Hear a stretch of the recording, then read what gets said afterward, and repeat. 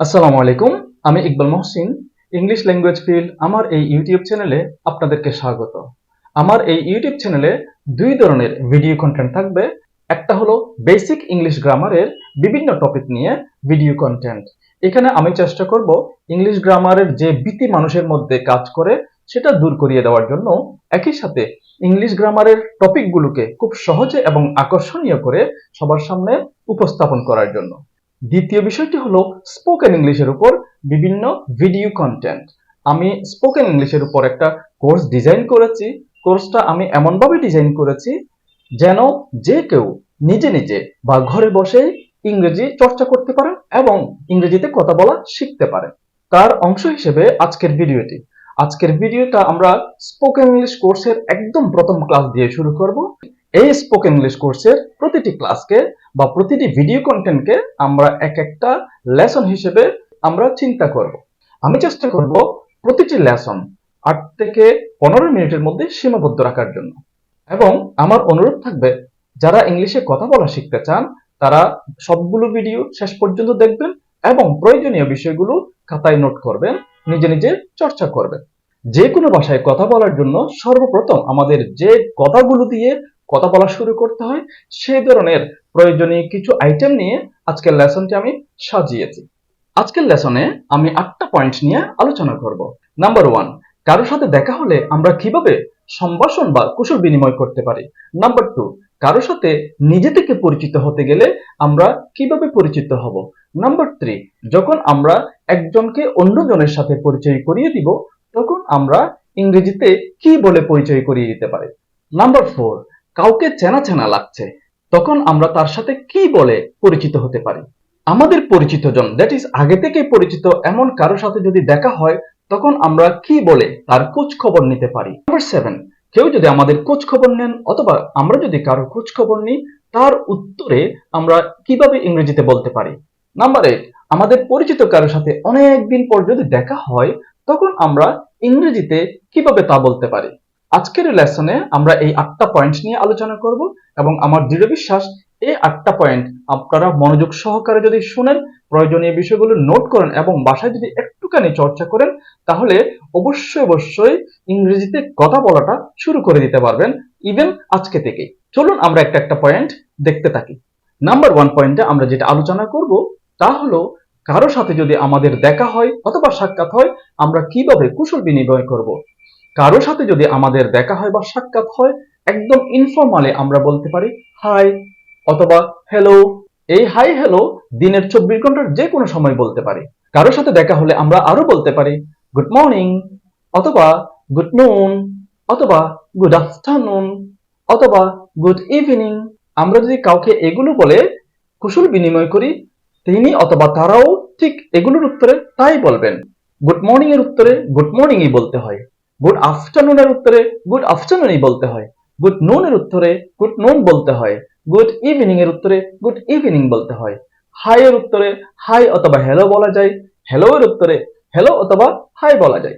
এখন জেনে নেই কখন গুড মর্নিং, গুড নুন, গুড আফটারনুন এবং গুড ইভিনিং বলবো।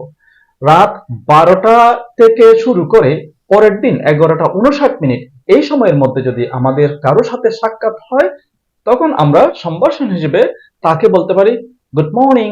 এই গুড মর্নিং এর উত্তরে তিনি আমাদেরকে বলবেন গুড মর্নিং। দুপুর ঠিক 12টায় কারোর সাথে যদি সাক্ষাৎ হয় তখন কুশল বিনিময় করার জন্য বা সম্ভাষণ হিসেবে তাকে আমরা বলবো গুড নুন।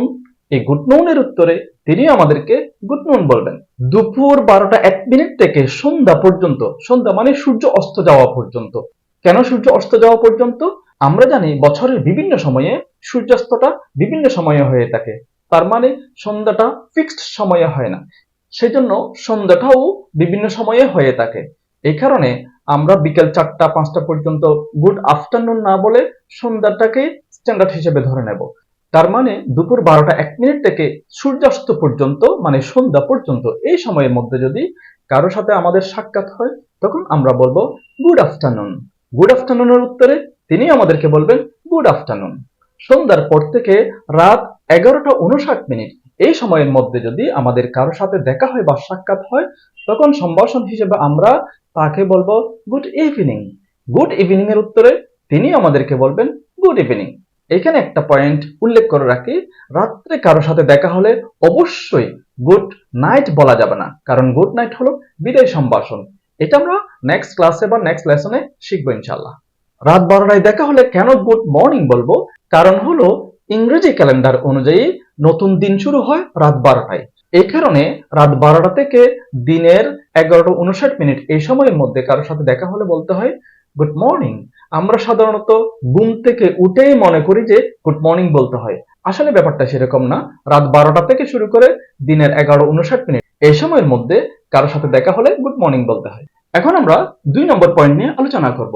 আমাদের 2 নম্বর পয়েন্ট হলো, নিজে থেকে আমরা কারোর সাথে যদি পরিচিত হতে চাই তখন আমরা ইংরেজিতে কিভাবে বলে পরিচিত হব। চলুন দেখে নিই। এখানে আমি 5টি সেন্টেন্স দিব, আপনারা যে কোনো একটা ব্যবহার করতে পারেন। এই 5টি একসাথে ব্যবহার করতে হবে না, যে কোনো একটা ব্যবহার করতে হবে। আপনাদের যেটা ভালো লাগে সেটা দিয়েই নিজে থেকে পরিচিত হতে পারেন। যেমন কারোর সাথে পরিচিত হতে গেলে আমরা বলতে পারি hi, my name's Iqbal Mohsin. Name's মানে নেম ইজ। অথবা আমরা বলতে পারি hi, I am Iqbal Mohsin.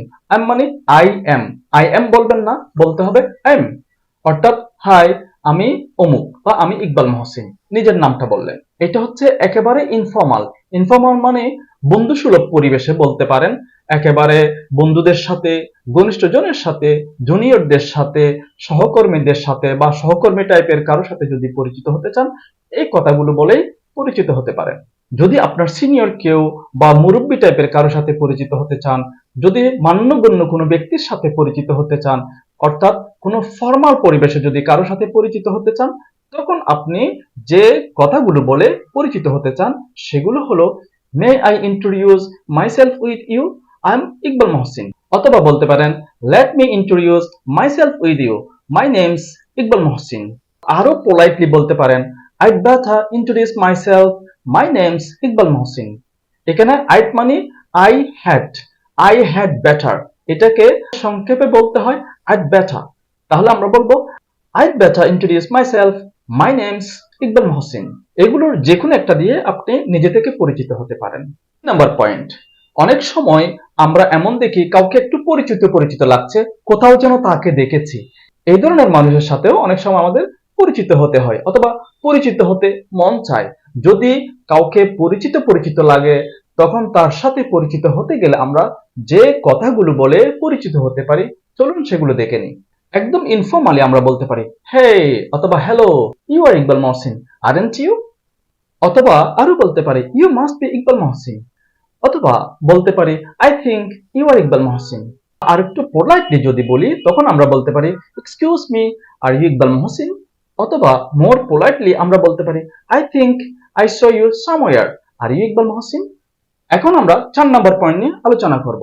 4 নম্বর পয়েন্টটা হচ্ছে, আমরা অনেক সময় অন্যজনের সাথে আরেকজনকে পরিচয় করিয়ে দিই।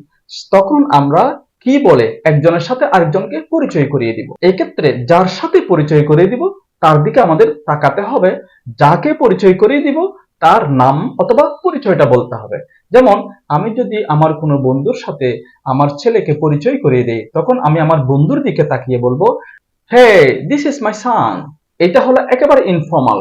যদি ফর্মালি পরিচয় করে দেই তখন আমরা বলতে পারি I'd like to introduce my son to you, this is my son. My son বলে নামটা বললেও বলতে পারেন, না বললেও কোনো সমস্যা নেই। অথবা আমরা বলতে পারি may I introduce my son to you, বা এটাকে আমরা ঘুরিয়েও বলতে পারি may I introduce to you my son. অথবা বলতে পারি let me introduce my son to you, কিংবা বলতে পারি let me introduce to you my son. আরো পোলাইটলি যদি আমরা পরিচয় করিয়ে দিতে চাই তখন আমরা বলতে পারি allow me to introduce you to my son। এখন আমরা আলোচনা করব 5 নাম্বার পয়েন্ট নিয়ে। নতুন কারোর সাথে পরিচিত হওয়ার পর অথবা কাউকে পরিচয় করিয়ে দেওয়ার পর আমরা কিভাবে কুশল বিনিময় করব, কিভাবে কথাটাকে টেনে নিয়ে যেতে পারি, চলুন দেখে নিই। কারোর সাথে যখন আমরা পরিচিত হই তখন আমরা বলবো may I introduce myself with you, I am Iqbal Mohsin. তখন এই পরিচয়টা পাওয়ার পর তিনি বলবেন হাই। এই হাই এর উত্তরে আমি বলবো হাই অথবা হ্যালো, কিংবা তিনি বলতে পারেন হাউ ডু ইউ ডু, তার উত্তরে আমিও বলবো হাউ ডু ইউ ডু। এই হাউ ডু ইউ ডু মানে আপনি কি করেন সেটা না, এটা হচ্ছে নতুন কারো সাথে পরিচিত হবার পর সম্ভাষণের একটা অংশ। পরিচয় জানার পর তিনি আরো বলতে পারেন নাইস টু মিট ইউ। তখন এই নাইস টু মিট ইউর উত্তরে আমি বলবো nice to meet you too, অথবা মি টু।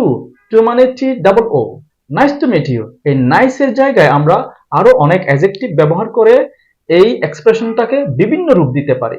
যেমন নাইস এর জায়গায় আমরা বসাতে পারি গ্ল্যাড, হ্যাপি, প্লিজড ইত্যাদি। যেমন nice to meet you, happy to meet you, glad to meet you, pleased to meet you ইত্যাদি।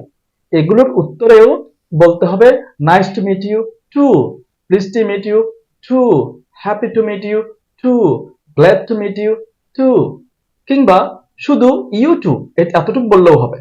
6 নম্বর পয়েন্টে আমরা আলোচনা করব কারো খোঁজ খবর নেওয়ার জন্য আমরা ইংরেজিতে কিভাবে বলবো। কারো খোঁজ খবর নেওয়ার জন্য আমরা সাধারণত বলে থাকি হাউ আর ইউ, কেমন আছেন। এইটার পরিবর্তে আরো অনেক এক্সপ্রেশন দেওয়া যায়। আমি আজকে বেশ কয়েকটা বলবো, আপনারা এগুলো নোট করে রাখতে পারেন, যখন যেটা দরকার তখন সেটা ব্যবহার করতে পারেন। খোঁজ খবর নেওয়ার জন্য সাধারণত আমরা বলি হাউ আর ইউ, আপনি কেমন আছেন। এর বাহিরেও আমরা আরো অনেক এক্সপ্রেশন দিতে পারি, যেমন হাউ ইজ লাইফ, দিনকাল কেমন চলছে। হাউস এভরিথিং, দিনকাল কেমন যাচ্ছে। হাউস মানে how is. How is it going, দিনকাল কেমন যাচ্ছে। হাউ আর ইউ ডুইং, দিনকাল কেমন যাচ্ছে, আপনার কেমন যাচ্ছে। হাউ আর ইউ ডুইং মানে আপনি কি করছেন না, আপনার দিনকাল কেমন যাচ্ছে। হাউ হ্যাভ ইউ বিন, আপনি কেমন ছিলেন বা দিনকাল কেমন গেছে। হাউ অ্যাবাউট ইউ, আপনার কি খবর, আপনার খোঁজ খবর বলুন। হাউস ইউর ডে গোয়িং, আপনার দিনকাল কেমন যাচ্ছে। হাউ অ্যাবাউট ইউর হেলথ, আপনার স্বাস্থ্যের কি অবস্থা। হাউ অ্যাবাউট ইউর বিজনেস, আপনার ব্যবসার কি খবর। হাউ অ্যাবাউট ইউর স্টাডি, আপনার পড়াশোনার কি খবর। আরো ইনফর্মালি আমরা বলতে পারি হোয়াটস নিউ, নতুন কি খবর, অথবা হোয়াটসঅ্যাপ, কি খবর। এই হোয়াটসঅ্যাপ মানে হোয়াটসঅ্যাপ না, হোয়াটসঅ্যাপ, কি খবর।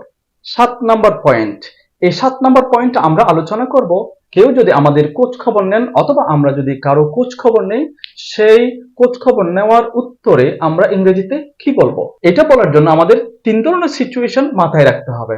কেউ যদি আমাদের খোঁজ খবর নেন, তখন আমাদের অবস্থা যদি ভালো হয় তখন এক ধরনের উত্তর দিব, অবস্থা যদি মোটামুটি হয় তখন আরেক ধরনের উত্তর হবে, অবস্থা যদি খারাপ হয় তখন অন্য ধরনের উত্তর হবে। চলুন 3টা বিষয় আমরা জেনে নিই একটা একটা করে। কেউ যদি খোঁজ খবর নেওয়ার জন্য আমাদেরকে বলেন হে হাউ আর ইউ বা হোয়াটসঅ্যাপ ইত্যাদি, অবস্থা যদি আমাদের ভালো থাকে তখন এগুলোর উত্তরে আমরা বলবো ফাইন, অথবা আই এম ফাইন, অথবা গ্রেট, অথবা আই এম ওকে, বা I am alright, very well, quite well, এগুলো বলতে পারি। বা বলতে পারি not so bad, not bad at all, not bad. সুন্দর করে বলতে চাইলে বলতে পারি কান্ট কমপ্লেইন, মানে কোনো অভিযোগ নেই, সবকিছু ঠিকঠাক আছে।